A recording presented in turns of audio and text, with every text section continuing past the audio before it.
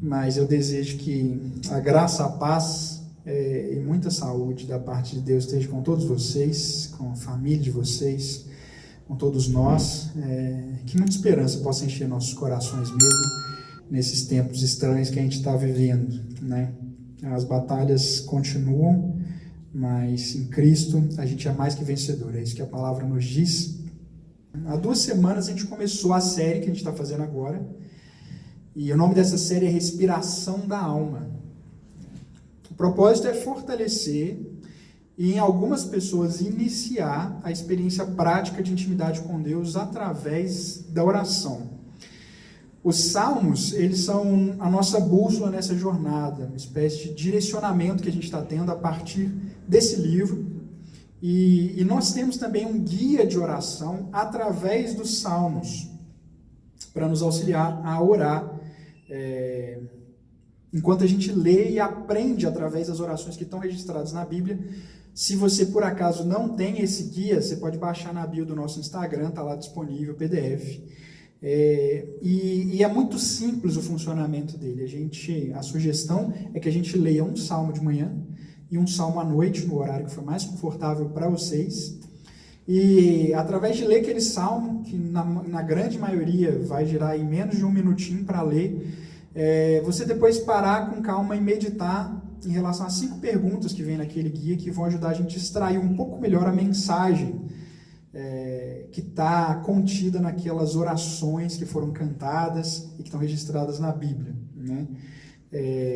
Embora seja algo bastante comum e rotineira a ideia de orar, tem muitas pessoas que têm dificuldade de orar. E às vezes, se a gente for bem honesto, mesmo quem já é cristão há muito tempo, que já tem essa experiência, às vezes a gente olha para a gente mesmo com honestidade e fala assim: eu acho que eu não estou conversando com Deus assim de verdade. Parece que eu estou só colocando umas palavras para fora. E a ideia dessa experiência é a gente tentar amadurecer essa conexão com Deus, aprendendo como é que os salmistas oraram, né? Então, através da Bíblia, a gente desenvolver essa prática de respirar com a alma, através dos salmos, né? E quando a gente mergulha nos salmos, nós temos falado disso desde o início da série, a gente vai perceber como que as emoções estão bastante afloradas nos textos, né? É bem central na experiência de oração a questão da emoção. E os salmos, eles têm uma coisa interessante porque eles não negam as emoções, eles não escondem, não fingem que não é aquilo que o salmista está sentindo, e nem se deixam dominar por completo pela emoção, sem conseguir racionalizar em cima daquilo, ser completamente tomado por um descontrole emocional. Não. Os salmos, eles nos mantêm num panorama claro do que significa lidar com as nossas emoções equilibradamente diante de Deus, né? E o convite nosso dessa série, o convite da Bíblia, é para que a gente mergulhe nos salmos, nesse exercício conjunto que a gente está fazendo nas séries aqui no sábado de manhã, e a gente está passando as reprises nos domingos no nosso canal do YouTube, mas também essa experiência individual, diária, de você sozinho fazer essa reflexão, né? Então, aproveite, né? O primeiro episódio da série a gente falou de medo. O que significa orar quando a gente está com medo? E a gente foi até o Salmo 3 para perceber um pouquinho sobre o que a gente pode aprender nessa experiência. A gente vive numa época meio amedrontadora, uma época estranha, e o Salmo 3 ajuda muito a gente em relação a isso. Você pode conferir no nosso canal do YouTube. E no último episódio, o segundo da série, a gente falou sobre sofrimento, sobre dor. O que significa orar quando a gente está no meio da dor? E a gente foi até o Salmo 22 para fazer essa reflexão. Também está no nosso canal do YouTube, se você não viu. Eu te convido para acessar lá, inclusive compartilhar com seus amigos, com parentes, com quem você sabe que está passando por um momento de dor ou de sofrimento. Essas 2 mensagens podem fazer diferença para essas pessoas, né? Então, o que acontece? A gente vai agora, hoje, falar de um tema um pouquinho diferente, né? Esse tema tem a ver com o louvor. O tema que a gente vai desenvolver hoje é o tema do louvor. Quando que um grande número de pessoas se une para cantar uma mesma canção? Quais são as ocasiões que isso acontece? Curiosamente, a gente vai abrir no Salmo 96 hoje, que é um salmo que fala sobre cantar em unidade com outras pessoas. Mas vamos pensar quando que isso acontece. Tirando os estádios de futebol e grandes concertos musicais, essa não é uma prática muito comum. As pessoas se reunirem, grande número de pessoas se reunir para cantar, mas as congregações de fé, elas fazem isso regularmente. Isso é um hábito contínuo, né? Mas tem uma grande diferença aqui das torcidas organizadas e dos fãs de um popstar para os adoradores. Porque estes, em tese, quem está adorando, quem canta junto para adorar, não canta simplesmente por entretenimento, ou porque está querendo experimentar alguma coisa especial naquele momento. Mas a essência do processo de cantar junto em adoração é honrar alguém que você não está vendo. Você quer trazer honra, você quer trazer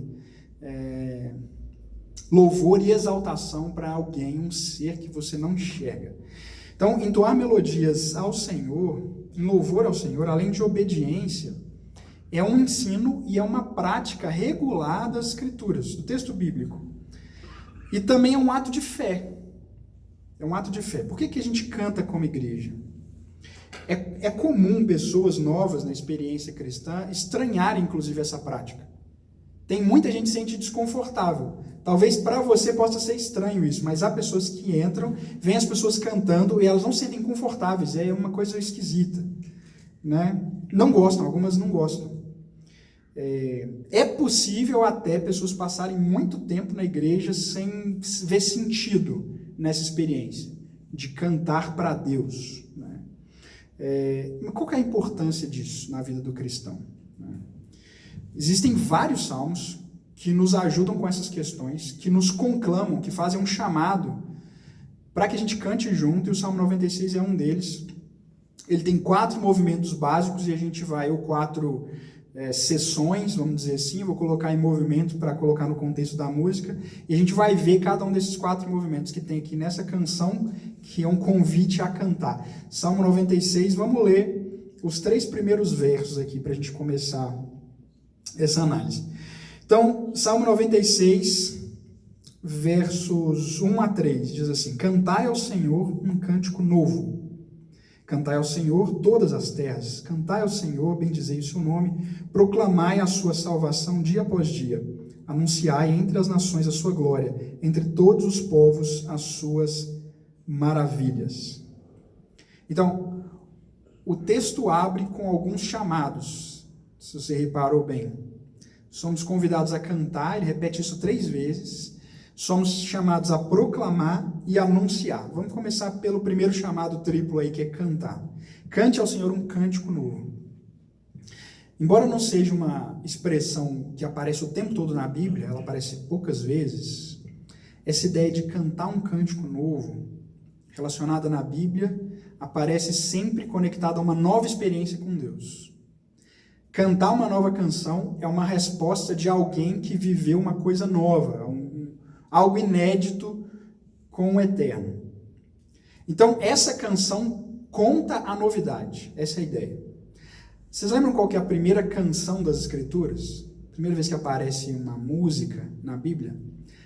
Está lá em Êxodo capítulo 15. A gente não vai ler por causa do tempo, mas esse trecho é uma explosão de louvor que foi liderada por Moisés e que o restante do povo entrou nessa experiência de cantar. E isso foi logo após eles terem passado por um livramento muito grande de Deus. Eles estavam acuados, apertados, com medo dos seus opositores, estavam sofrendo opressão de uma perseguição de um exército que estava atrás deles, e eles foram libertos por Deus miraculosamente. A primeira coisa que eles fazem é uma canção, uma nova canção, que tinha exatamente a ver, se você for ler depois, eu te convido a fazer a ter essa experiência de ler com essa perspectiva. Veja como que o que eles estão cantando está intrinsecamente ligado com a experiência que eles passaram. É um novo cântico. E esse padrão ele vai se manter durante toda a Bíblia. Desde essa primeira canção até todas as outras que vão aparecer, as novas canções estão relacionadas com novas experiências com o seu Redentor, né? Se não cantamos novas canções, a Deus, a gente deve se perguntar se nós temos tido novas experiências com Ele. Biblicamente pensando, essa é a lógica. Você canta um novo cântico porque você teve uma nova experiência com Deus, né? E por que a gente canta quando a gente está na presença dele? Tem um texto, Sofonias, capítulo 3, que é curioso, não sei se você já reparou. Eu vou ler, inclusive, numa outra versão, na versão da nova linguagem, nova tradução na linguagem de hoje, que ela deixa mais claro, na verdade, um dos pontos que traz aqui, que na maioria das versões está meio obscuro. Mas diz assim, Sofonias 3,17: Pois o Senhor, seu Deus, está com vocês. Ele é poderoso e o salvará. Deus ficará contente com vocês e por causa do seu amor lhes dará nova vida. Ele cantará e se alegrará. Em alguns textos vão falar de exultação, vão usar outros termos para essa ideia de cantar. Mas esse é um dos textos mais claros que apresenta Deus como alguém que canta. Não é um texto muito comum, essa não é uma expressão muito recorrente de Deus, mas você tem outros trechos que, embora não falem exatamente de que Deus está cantando, eles dão implícita a ideia de que esse é um movimento que acontece, que ocorre. E o texto está dizendo que o Senhor canta em alegria ao salvar. Olha que interessante. Quando ele salva, ele canta de alegria pelo ato que ele fez, de resgate. E tem inúmeras passagens que mostram as hostes celestiais cantando em honra ao fato de Deus ser redentor. Isso aparece em vários textos. Se você lembrar da parábola do filho pródigo, por exemplo, você vai ver a menção de que a alegria e regozijo na presença dos anjos de Deus quando um pecador se arrepende. Ou seja, na hora que aconteceu o processo de salvação, quem que está na presença dos anjos de Deus? O próprio Deus. Então o texto está dizendo que Deus está eufórico. Ele está celebrando porque alguém se converteu, porque alguém experimentou o processo de salvação, né? Ou seja, Deus canta em alegria a isso. Então, a pergunta, ela deveria ser diferente. Não é porque nós cantamos na presença de Deus, mas deveria ser o contrário. Por que não cantaríamos se celebrar a salvação contagia até Deus e os anjos? Por que nós não cantaríamos?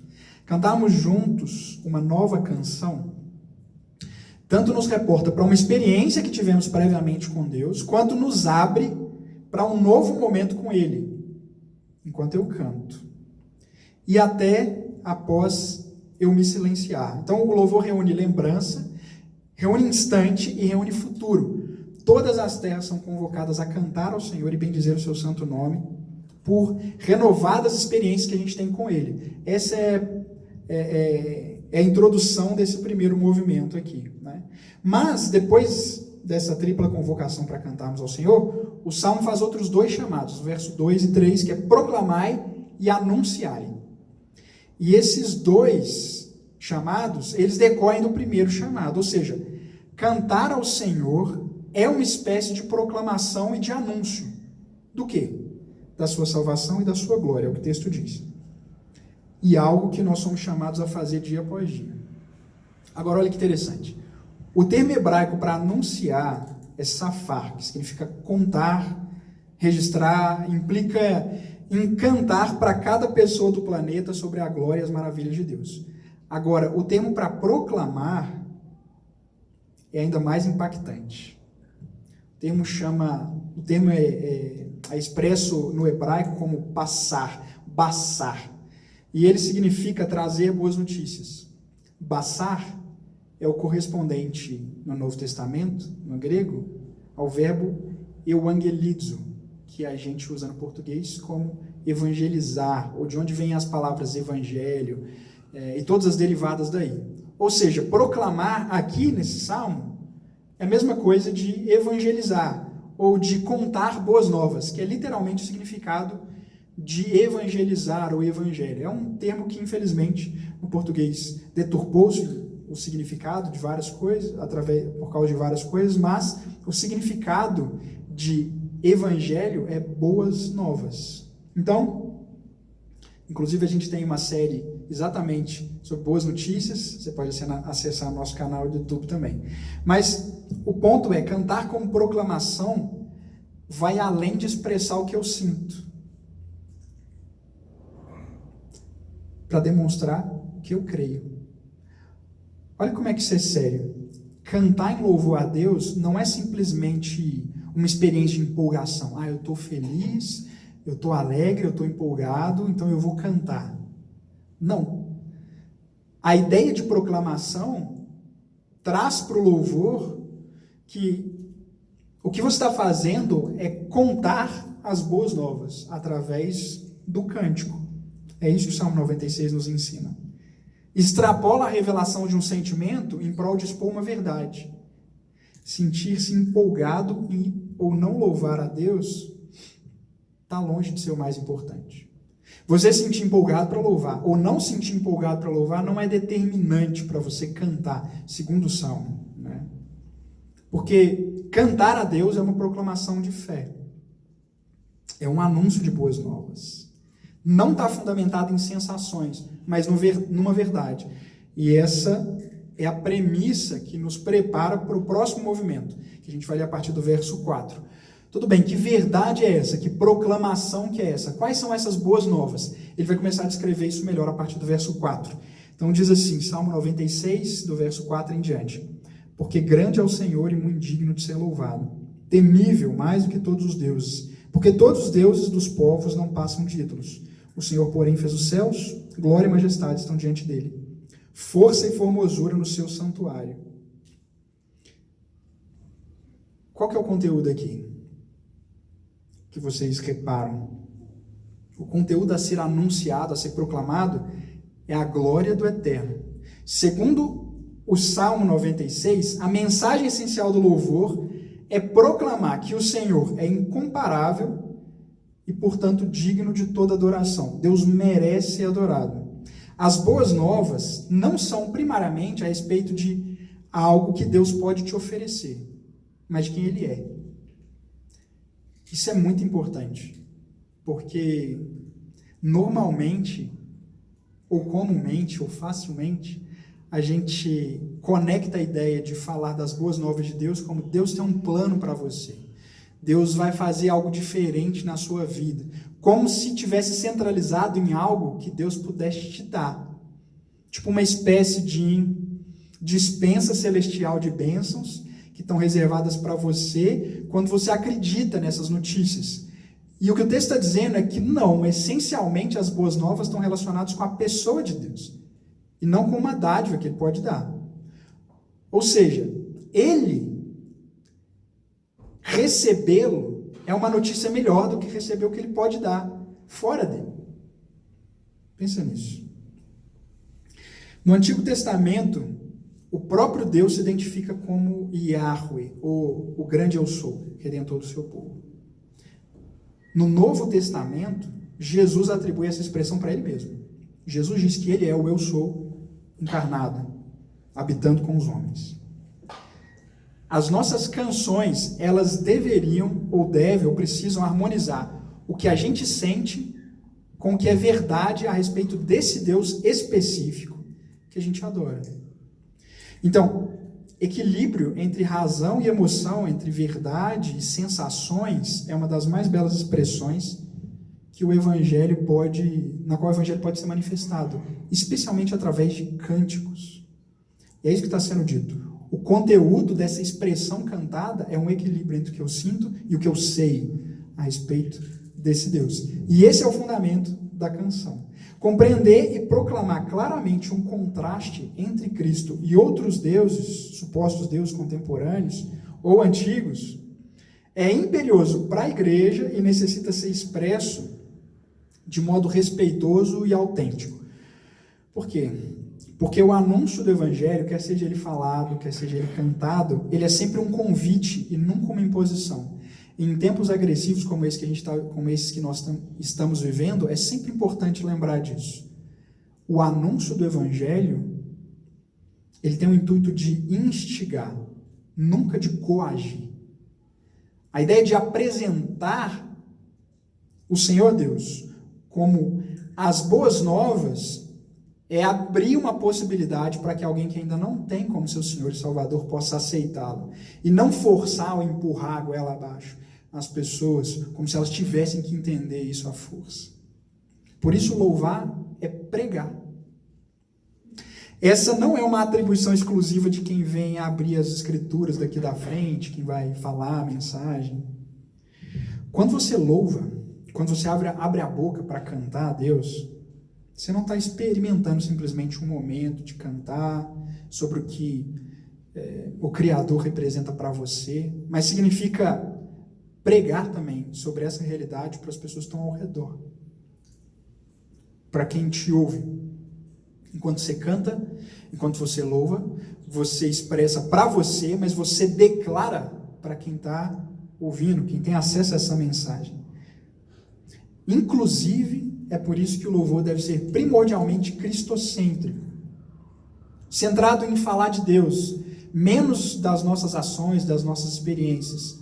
Cânticos assim podem fazer parte da experiência cristã, mas é essencial que o cerne e o fundamento do louvor esteja centralizado em quem Deus é, na sua pessoa, na sua dignidade, como Ele nos preenche. Vamos para a terceira seção, verso 7, ou o terceiro movimento. Salmo 96, verso 7. Tributai ao Senhor, ó famílias dos povos, tributai ao Senhor glória e força. Tributai ao Senhor a glória devida ao seu nome. Trazei oferendas e entrai nos seus átrios. Adorai o Senhor na beleza da sua santidade, tremei diante dele todas as terras. Dizei entre as nações, reina o Senhor. Ele firmou o mundo para que não se abale e julga os povos com equidade. A cena que é descrita nessa outra parte do Salmo, ela é recorrente na Bíblia, especialmente em Apocalipse e livros proféticos do Antigo Testamento, como Isaías, Jeremias e outros. O Salmo ele começa ali no verso 7 agora a relatar um ajuntamento das nações para declarar e reconhecer quem Deus realmente é, como Rei Santo, como Criador, como Redentor e como Juiz. E aponta para a promessa de que um dia o nosso planeta retornará à paz original e o Messias vai reinar com justiça sobre toda a terra. Esse movimento é introduzido convocando as famílias dos povos, ou as famílias das nações, depende como está na sua versão. Olha lá no verso 7. As famílias das nações, ou as famílias dos povos, são convocadas para cantar essa boa nova. No Antigo Testamento, nações, normalmente, em geral, referem-se a entidades político-geográficas. Povos ou grupos de pessoas caracterizam uma identidade étnica, mas famílias, no hebraico aqui, mishpahá, quer dizer o seu clã, que encaixando para a nossa realidade é tipo o seu sobrenome. Qual que é o seu sobrenome? Essa é a sua família. Isso é o reduto mais íntimo de onde você vem, é a sua raiz mais próxima. E o que o texto está dizendo é que as famílias dos povos, esse clã mais íntimo, a mishpahá, a família de onde você vem, ela está representada especificamente no processo do louvor.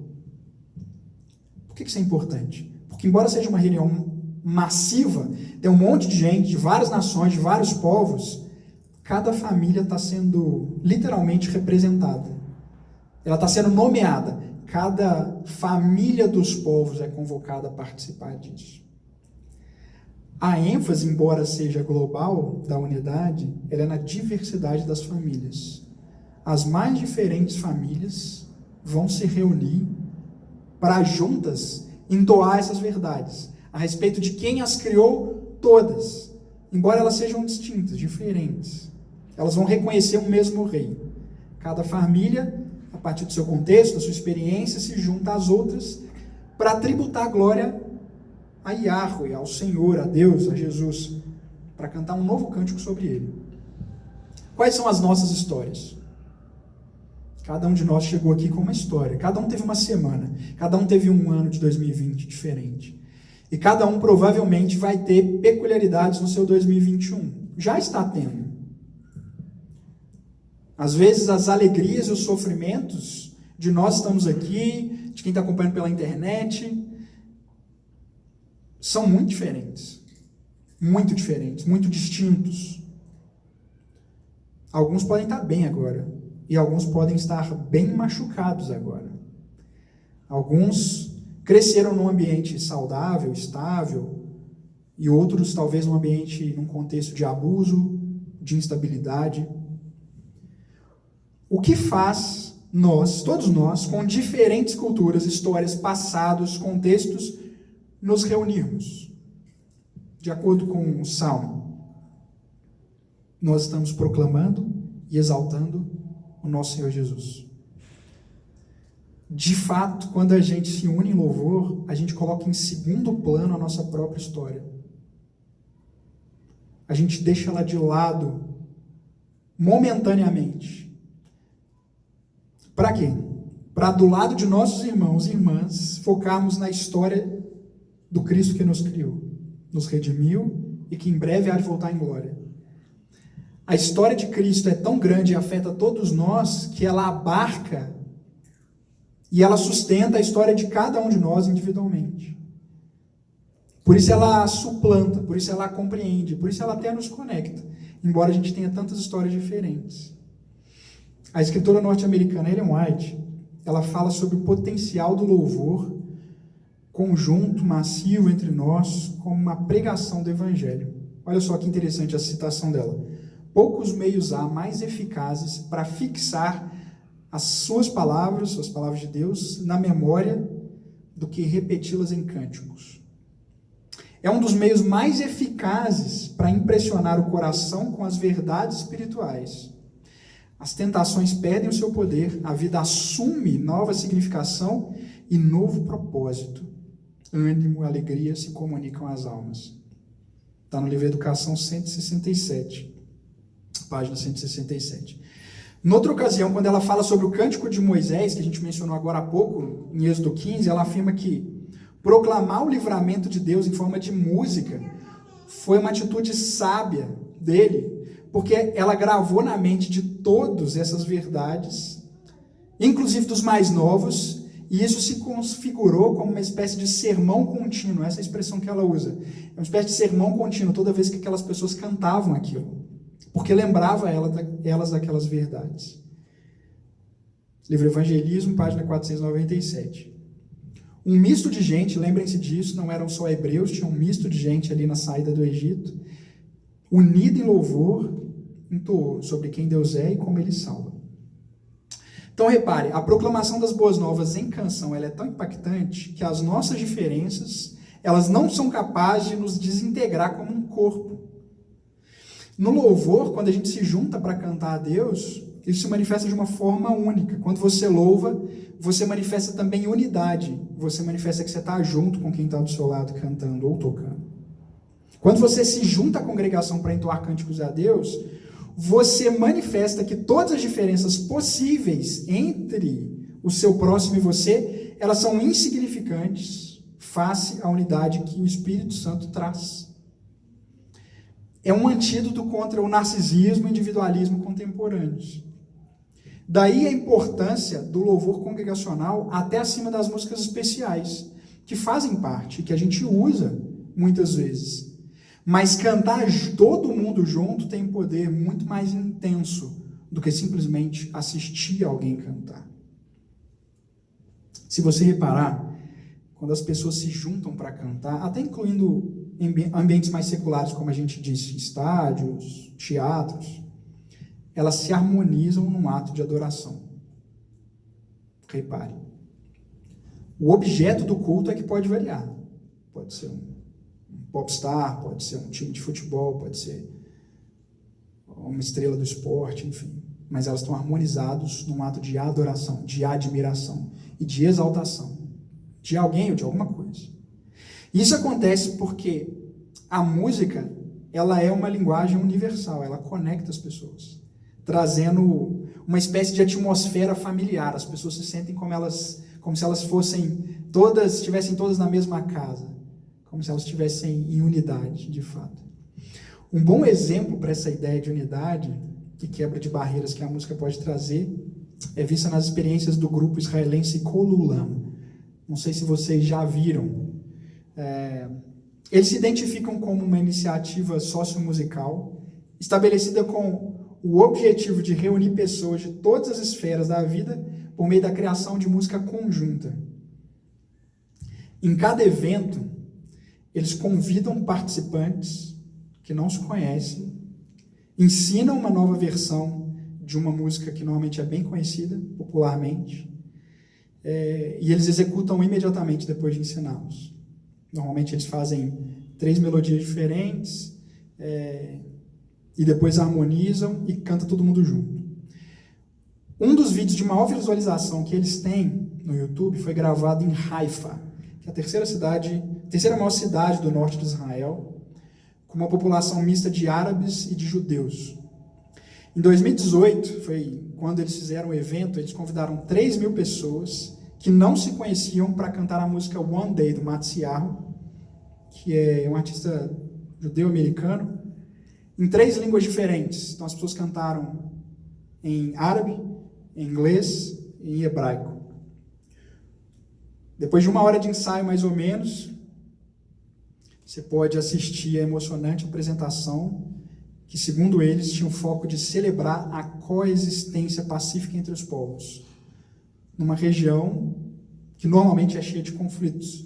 Mas, curiosamente, em Haifa é um dos lugares onde essa coexistência entre árabes e judeus acontece de maneira mais pacífica. O canto de paz, unidade e esperança entoado por milhares de pessoas, de famílias de povos distintos, emociona quem participa e quem assiste, e dá uma mensagem para o mundo. Depois você pode checar no YouTube caso você queira. Especialmente quando essa mensagem é dada a partir de um local de conflito intenso. O grupo Colulan tem um slogan, que é algo mais ou menos como cantar e acreditar. Quando eu olho esse tipo de coisa, me parece uma espécie de parábola interessante sobre como que cantar uma importante mensagem pode ser um poderoso instrumento para congregar pessoas diferentes no mundo polarizado, igual que a gente vive. E segundo nós cremos, qual mensagem é mais sublime do que o Evangelho? Qual mensagem pode restaurar mais pessoas do que a mensagem de Cristo? Bom, até agora nós vimos um intenso chamado para cantar novas canções sobre o caráter único de Jesus, contínuas experiências de salvação que a gente tem com Ele serem entoadas, em unidade com gente de toda a família da terra, numa celebração que congrega nossas histórias diferentes com a história do Criador, do Redentor. Então vamos ver como é que esse salmo conclui. Os últimos versos, Salmo 96, a partir do verso 11. Vamos ler o finalzinho do salmo, diz assim: Alegrem-se os céus e a terra exulte, ruja o mar e a sua plenitude, folgue o campo e tudo o que nele há, regozijem-se todas as árvores do bosque na presença do Senhor, porque vem julgar a terra, julgará o mundo com justiça e os povos consoante a sua fidelidade. Quem que está louvando nesse trecho? Repara, são pessoas? Não. Os céus, a terra, o mar, os campos, as árvores e aí por diante. O Salmo conclui dizendo que a criação fala a linguagem do louvor e da adoração. E você pode ver isso facilmente quando você contempla a natureza. Lembre dos momentos que você ficou tomado de maravilhamento por ver uma cena ou por estar num lugar que arranca suas palavras da boca. Você não consegue descrever o que você está sentindo, de tão impressionante que é a criação divina. E aí quando a gente olha para um cenário paradisíaco, quando você está numa cachoeira, quando você está diante do mar, quando você vê num mergulho uma criatura marinha extraordinária, quando você tem experiência de passar por essas coisas, a gente precisa se perguntar, isso é resultado de processos puramente naturais, de um ajuste molecular aleatório de bilhões de anos, que coincidentemente resultou num ajuste perfeito? Ou será que isso não é a obra apontando para o artista? Para algo superior e grandioso, uma mente capaz de idealizar e criar tamanha beleza, propósito na natureza, que nos cerca e que a gente faz parte dela. Nós cremos que por trás do extraordinário mundo natural, como cristãos, nós cremos que há uma mente sobrenatural que idealizou isso tudo. E o seu nome é Yahweh, ou Jesus. Além de declarar as boas novas sobre o Eterno e nos unir a todas as famílias dos povos, o louvor também nos une à própria natureza. É o que o Salmo 96 diz. Ou melhor, nos permite entrar em harmonia com a canção da criação. Curiosamente, o conteúdo dessa canção que a criação fala é de juízo. Não sei se você notou isso. Mas ele termina o texto, exatamente o finalzinho do Salmo fala de juízo. E aí alguns podem se perguntar, mas juízo, peraí, não é boas novas? Na nossa cultura é muito comum a gente ter uma visão negativa sobre o juízo. Todavia, na Bíblia, ela é parte integral e fundamental das boas novas. Juízo faz parte das boas notícias. E repara, não é assim tão difícil, embora não seja intuitivo, não é tão difícil de entender. Olha para o mundo ao seu redor. Olha para o nosso país.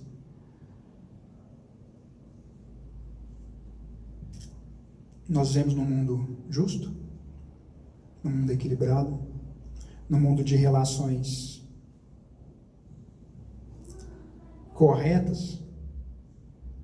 Qualquer um percebe isso, que há uma dissonância, que não está equalizada. E não precisa ser cristão para perceber que o nosso mundo está uma bagunça.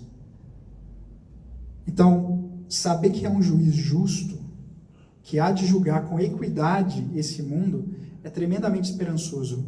É boas novas. Por isso que o juízo de Deus faz parte do amor de Deus por nós, pela criação. E a própria criação entende isso.